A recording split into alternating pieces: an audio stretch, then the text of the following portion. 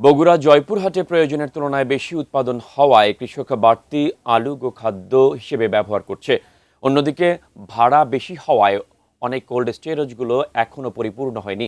BCL cold storage থেকে বিস্তারিত জানিয়েছেন উত্তরাঞ্চলের ব্যুরো প্রধান চপল সাহা। বগুড়াতে এবার ১২ লক্ষ টনের বেশি আলু উৎপাদন হয়েছে এবং আলু এই ৪২টি কোল্ড স্টোরেজে রাখা হয়েছে। এবং আরেকটি বিষয় আপনি না বললেই না, যে এখানে যে কোল্ড স্টোরেজ দেখতে পাচ্ছেন, কোল্ড স্টোরেজ কিন্তু পরিপূর্ণ হয়নি। কারণটা হলো যে কৃষক তার এই আলু আপনার হলো উৎপাদনের যে খরচ সেটা উঠবে কি না সে চিন্তায় ব্যস্ত।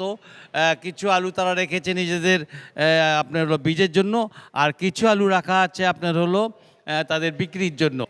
এত বেশি আলু আপনার হলো এখনও কৃষকের কাছে আছে যে আলুগুলোকে সেদ্ধ করে তারা গরুকে খাওয়াচ্ছেন। কারণ গরুকে খাওয়াতে যে ভাত কিংবা চালের যে প্রয়োজনটা ছিল সে চাল তাদের লাগছে না। এই মুহূর্তে আমরা যেটা দেখতে পাচ্ছি যে দেখেন এখানে যে প্রচুর আলু, আর 15 দিন পর আবার বের হবে এখান থেকে এবং সেই আলুগুলো বাজারে যাবে।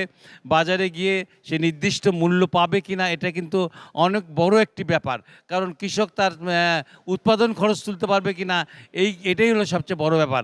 তবে আমাদেরকে আপনার হলো কোল্ড স্টোরেজ ওনার্স অ্যাসোসিয়েশনের একজন সদস্য জানিয়েছেন যে তারা চেষ্টা করছেন যে যাতে আলু রপ্তানি করা যায় কিনা। আলু যদি রপ্তানি করা যায় তাহলে কিন্তু আলুর দাম কিছুটা হলেও বাড়বে। এবং গত 2 বছর ধরে কৃষক প্রচুর মার খেয়েছে এবং এই মার খাওয়ার জন্য আগামীতে আলু উৎপাদনে কৃষক কতটা আপনার উৎসাহী হবে এটা কিন্তু একটা বড় প্রশ্ন হয়ে দাঁড়িয়েছে। মোটামুটি বগুড়া থেকে এই ছিল আমার কাছে সর্বশেষ।